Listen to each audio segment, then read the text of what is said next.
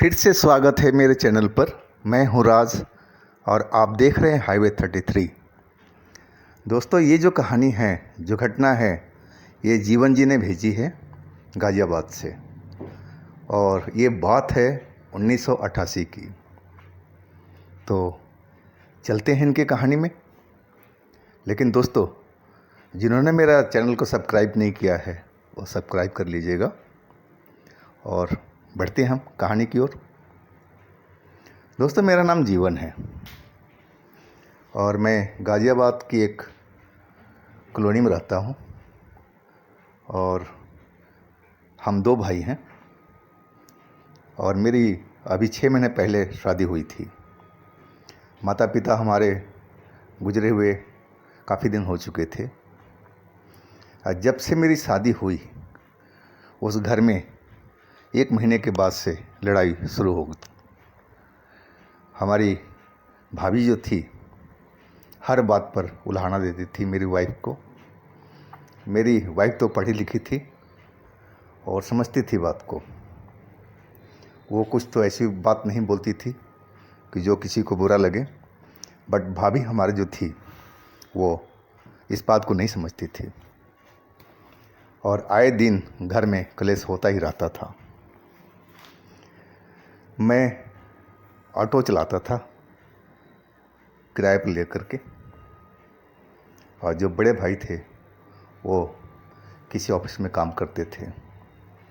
तो उनकी तनख्वाह तो बहुत अच्छी थी और सही काम चल रहा था।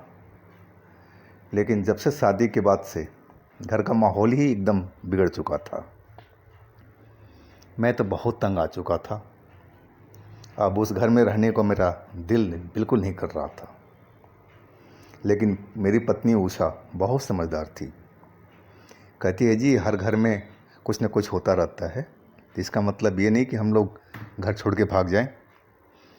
चलिए, सब कुछ नहीं कर सकते, सबक क्या इनको सिखाना है ये खुद समझ जाएंगे, इनको पता लग जाएगा हाँ दुनियादारी का। और इस तरह की बात चलती रही और दिन गुजरते जा रहे थे। मेरे से अब बर्दाश्त नहीं हो रहा था भाभी का वो टोन मारना हर चीज़ पर कि हमारा हस्बैंड इतना कमाता है, मैं किसी से क्यों झुक के रहूं। हम ऑटो वाले थोड़ी हैं कि ऑटो चला कर के आज निकले तो शाम को हम कमा के लाएंगे तो खाएंगे। हमारी तो बंधी हुई तनख्वाह है। और ये बात मेरे को बहुत पिंच करती थी और मेरी वाइफ भी सुनती थी तो वो मुस्कुरा देती थी। मेरे पास आती थी, बोले इसको माइंड मत किया करो, भाभी ऐसी ही हैं, ऐसी ही रहेंगी, इनका स्वभाव ही ऐसा है तो इसको बदला नहीं जा सकता। मैं बोला ठीक है भाई, और हम ये सब बात सुनते रहे। एक दिन मन बहुत उदास था। मैं ऑटो ले करके अपना मालिक के पास में गया था पैसा देने के लिए। कई दिनों का पैसा बकाया था उसका किराए का। तो मैं वहाँ जा कर के बैठ गया उनके पास में और इधर उधर की बात होती रही। फिर वो अचानक बोला, भाई आजकल तो उदास सा क्यों रह रहा है, क्या चक्कर है। अब मैंने सारी बात उसकी अपने घर की उनको बता दी कि भाई साहब मेरे साथ में ऐसा ऐसा व्यवहार हो रहा है, क्या किया जाए। वो कुछ देर सुनते रहे। बोले एक काम कर, तू कुछ दिन के लिए तू हमारे घर में आ जा। एक नई कॉलोनी में हमारा घर बना है, अभी नया ही 2 रूम का सेट है और हमने ताला बंद कर रखा है कि नए लोगों को किराए देने पर थोड़ा सा खतरा रहता है, पता नहीं घर को तोड़ फोड़ कर दें और भी चीज़ें हो सकती है। तो तू तो अपना ही है और तेरे से मैं ज़्यादा किराया भी नहीं लूँगा और जाके तू अपना रह। वहाँ ऑटो खड़ा करने का भी बहुत अच्छा जगह है, खुली खुली सब जगह है और उस कॉलोनी में अभी मकान बन रहे हैं। और जिस गली में हमारा घर है ना, उसमें 2 घर में बंदे रहते हैं, तीसरा घर अपना है। लाइट वाइट सब कुछ है, पानी की व्यवस्था भी है, कोई दिक्कत नहीं है। आप कुछ दिन जाकर तुम लोग रहो, तुम्हारा भी दिल बहल जाएगा अकेले होकर के और घर में शांति भी रहेगी। फिर बाद में देखना क्या कर सकते हो। आखिर उस घर में भी तुम्हारा हिस्सा ही है, वो भी तो नहीं छोड़ सकते, चाहे जितना भी हो, जितने की भी हो। मैं बोला हाँ जी, बात तो आप सही कह रहे हो। ठीक है जी, आप चाबी दो। चाबी दिए, वो साथ में चल पड़े। उस घर से 3 किलोमीटर आगे घर था, वो कच्ची कॉलोनी थी, रास्ता भी ज़्यादा बढ़िया नहीं था, बट हम ऑटो मज़े से पहुंच गया वहाँ पर, कोई दिक्कत नहीं थी। मैं घर देखा और सही लगा मुझे रहने के हिसाब से, और बिल्कुल शांत एरिया था। मैंने बोला ठीक है जी, हम कल से आ जाएंगे। और उन भाई साहब को उनके घर पे छोड़ा, और फिर मैं ऑटो लेके निकल गया। और रात को मैं जब घर पहुंचा तो मैं उषा से सारी बात अपनी शेयर किया। तो उषा बोली ठीक है, सोच समझ लो, ऐसा करते हैं, हम ज़्यादा सामान नहीं लेके चलते हैं, एक सूटकेस पैक करो, और कुछ सामान हम बाहर से खाना बनाने के इंतज़ाम कर लेंगे, और कहेंगे कि हम जा रहे हैं कहीं ससुराल। ये मत बोलना कि हम कहीं रहने जा रहे हैं। और फिर हमने वही प्लान किया, और थोड़े से कपड़े अपना पैक करके, और हम भैया को बता दिए कि हम जा रहे हैं उषा के घर, और कुछ दिन वहीं पर रहेंगे। बोले ठीक है भाई, घूम के आओ, दिल बहल जाएगा उषा का भी। और हम निकल लिए। उस घर में गए हम, तो हमारे पास तो कोई ज़्यादा सामान था ही नहीं, और उनकी वहाँ पर तख़्त वक़्त सब था ही, बस बेडशीट तकिया का, बेडशीट तो हमारे पास था, तकिया हमने प्रबंध करना था, कुछ किचन का स्टोव वगैरह सामान छोटा मोटा लेना था, राशन। तो हमने सारे व्यवस्था कर लिया वो। और रात तो हमारी अच्छी गुजरी, एकदम शांत माहौल था, कोई चिक चिक नहीं, कोई झगड़ा नहीं, एकदम शांति से रात व्यतीत हुई।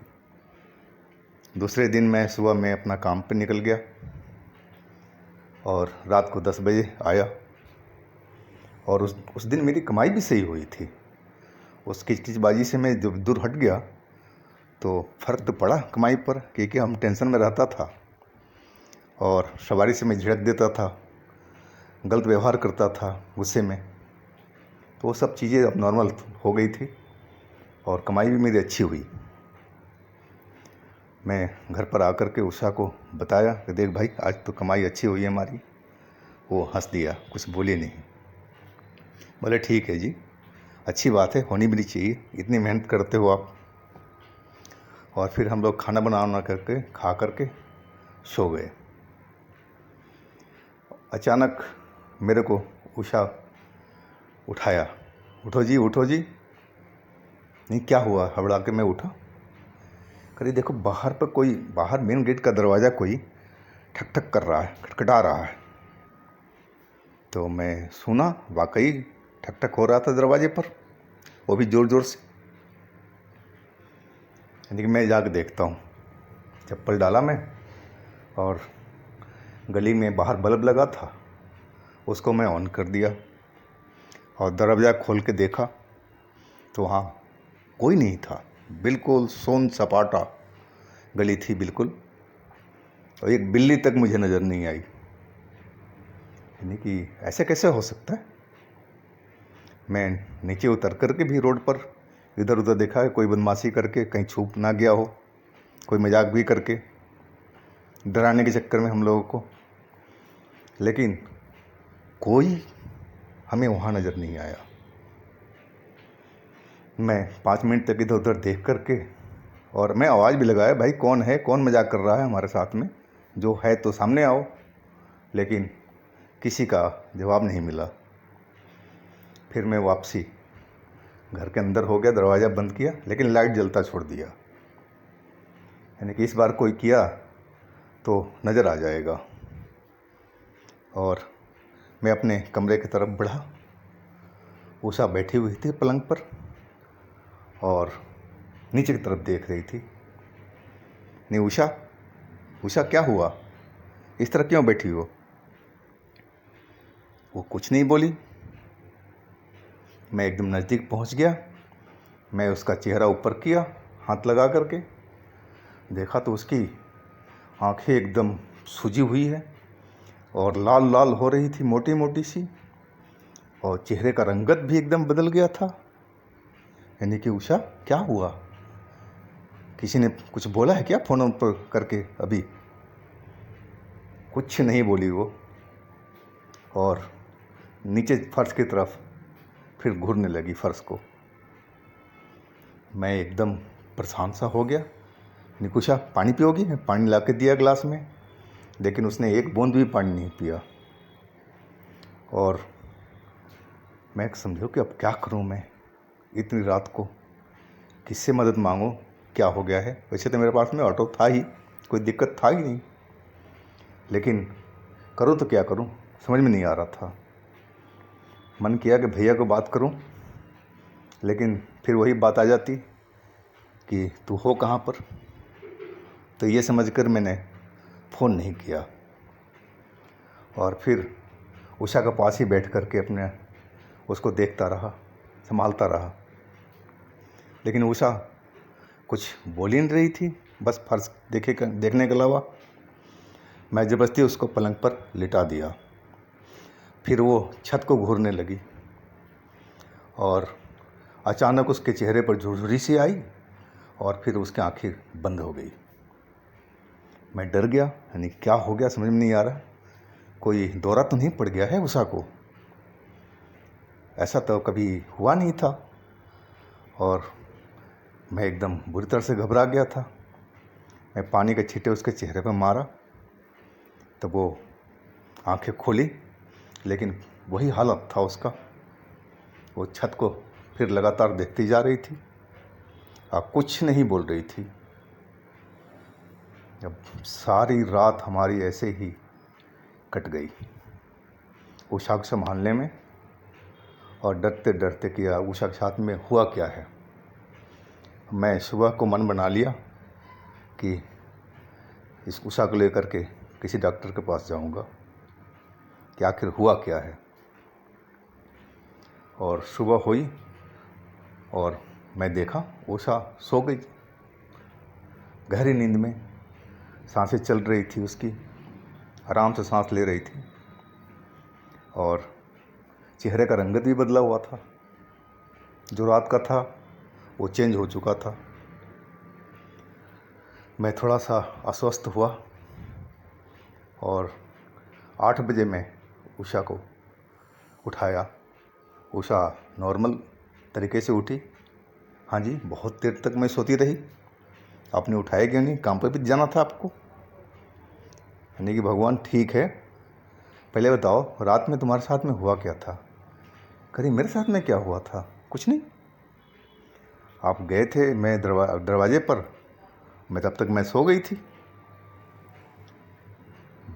फिर मुझे कुछ मालूम नहीं। अब मेरा माथा सनक चुका था। यानी कि अब इसको बीमारी वगैरह कोई नहीं है, ये ऊपरी चक्कर कोई है। शायद वो दरवाज़ा हमने खोला था और कोई आत्मा, कोई चुड़ैल, कोई भूत हमारे घर में घुस गई थी और सीधा उषा पर जा कर के अटैक कर दिया ये। अब मुझे उषा को किसी तांत्रिक के पास ले जाना चाहिए, मैं यही अपने मन में सोचा। और तभी हमारे ऑटो का जो मालिक था उसका फ़ोन आ गया। बोला, भाई कैसी गुजरी रात, सब ठीक ठाक है ना? यानी कि हाँ जी भाई साहब, ठीक ठाक तो है, लेकिन एक बात और है। बोली, क्या? मैं फिर सारी बात बताया। बोले, घबरा मत भाई, मैं आ रहा हूँ। और वो बाइक से आधे घंटे के अंदर में हमारे उस घर पे आ गए। फिर मैं डिटेल से सारी बात बताई।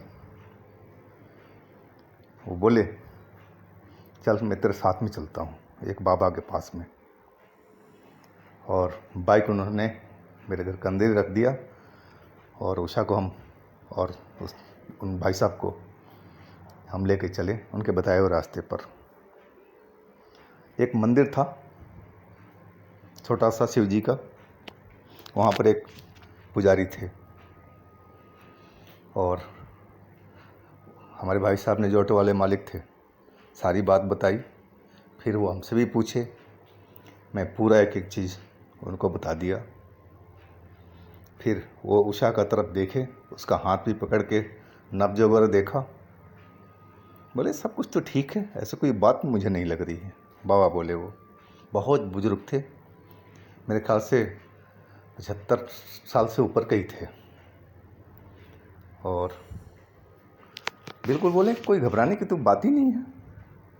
हो सकता है जब तुमने दरवाज़ा खोला हो ना, कोई शक्ति उधर से, कोई भूत प्रेत का गुजर रहा हो, काली शक्ति, और अचानक तुम्हारे उषा के शरीर में प्रवेश कर गया हो और सुबह होते ही वो छोड़ के चला गया। अब तो मुझे कुछ ऐसा नहीं लग रहा इसके शरीर में, बिल्कुल नॉर्मल है। यानी कि बाबा, अगर रात में वही सब तमाशा फिर शुरू हो जाए तो मैं क्या करूँगा? बोले हाँ, इसका उपाय है मेरे पास में। यानी बाबा वही तो कीजिए आप। बोले कि एक काम करो,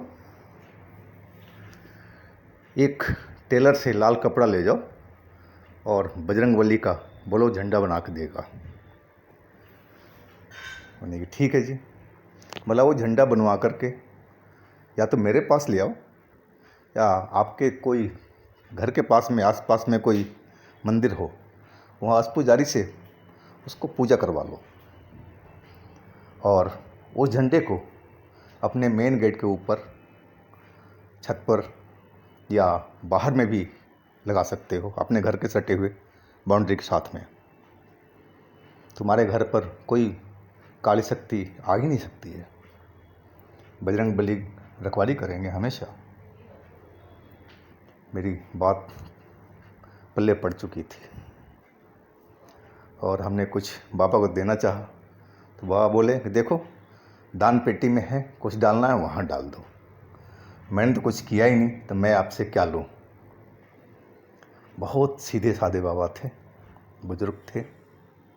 अब तो ज़्यादा उम्र हो चुकी थी उनकी और खड़ा होने में भी उनको दिक्कत होता था। तो हम नमस्कार करके और वहाँ से हम लोग निकले। कुछ पैसे हमने दान पेटी में डाल दिए थे और एक टेलर से हमने बताया, भाई बजरंगबली का झंडा बनवाना है। बोला हाँ बना देंगे। नहीं कि लाल कपड़ा चाहिए। बोला है मेरे पास में है। और उसने बना करके दे दिया। मैं वो झंडा ले कर के, वो मंदिर तो काफ़ी दूर था जहाँ पर हम लोग गए थे।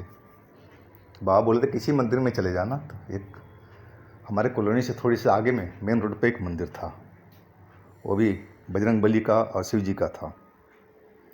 मैं वहाँ झंडा लेकर गया और पुजारी को बताया कि इसका पूजा करना है, अपने मेरे घर पर लगाना है। पुजारी ने विधिवत पूजा किया, झंडे को पवित्र करके सब चीज़ कुछ किया और फूल माला भी दिया। वो बोला झंडे के साथ में इसको भी लगा देना आप। और मैं उनको दान दक्षिणा दे करके अपने घर के लिए निकल पड़ा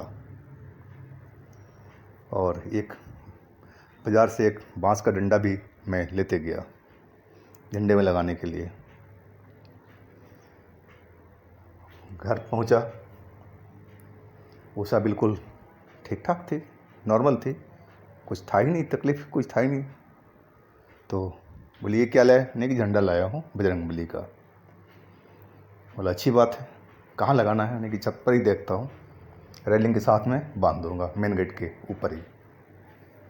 अब वही मैंने किया, झंडे को विधिवत मैंने लगा दिया और माला भी टांग दी वहाँ पर और प्रणाम करके नीचे हम आ गए। और उस दिन तो मैं काम पर जा ही नहीं पाया और फिर हमने खाना वाना खा करके और सोने की तैयारी करने लगे। अब रात को 11 बज चुके थे। सब कुछ नॉर्मल था, कोई डर की बात नहीं है, ना हमें कोई डर लगा। और आराम से हम सोए रात भर, कोई तकलीफ़ नहीं, कोई आहट नहीं, और उषा भी बिल्कुल नॉर्मल थी। रात बहुत अच्छी बीती हमारी। और उसके बाद तो हर रात हमारी बहुत चैन से कटने लगी। उस बजरंग बली के झंडा के कारण कोई तकलीफ़ नहीं हुआ, ना उषा पर कोई अटैक आया, ना कोई काली शक्ति हावी हुई। तो झंडे का प्रभाव तो था हमारे घर पर, और हमारी बरकत भी होती चली गई। एक टाइम आया कि मैं वही घर को मैं खुद खरीद लिया, क्योंकि घर हमें बहुत सेट किया था, हमारी आमदनी को कई गुना बढ़ा दिया था, और ऑटो तो हमने नया ले ही लिया था। तो दोस्तों, वो मंजर मुझे याद आता है उस रात का, जो मैं रात भर परेशान था अपनी पत्नी को लेकर के, और उसकी हालात देख करके वो मैं भूल नहीं पाता हूँ। तो दोस्तों, आज की कहानी घटना का यहीं ख़त्म करता हूँ, और आशा करता हूँ कि कहानी आपको पसंद आई होगी। और आपके पास भी कोई अपनी आप बीती है, या कोई इस तरह का कोई घटना है, तो हमें इंस्टाग्राम पर या फिर व्हाट्सएप नंबर पर ज़रूर शेयर कीजिएगा। हम आपकी कहानी ज़रूर बनाएंगे। और दोस्तों, हमारे चैनल को सब्सक्राइब कीजिए, लाइक कीजिए, और आप लोग सुरक्षित रहिए। भगवान आपको खुशमंगल रखे। नमस्कार। और हाँ दोस्तों, मेरे चैनल को सब्सक्राइब कीजिए, लाइक कीजिए। बहुत बहुत हम आपके आभारी रहेंगे। और इसके साथ में हमारा एक नया चैनल चल रहा है हाईवे नाइट के नाम से, लिंक मैं नीचे दे रखा हूँ। उस पर भी अच्छी अच्छी कहानी है, तो एक बार आप उस पर विजिट कर लीजिएगा, चैनल को सब्सक्राइब कर लीजिएगा। बहुत बहुत धन्यवाद आपका।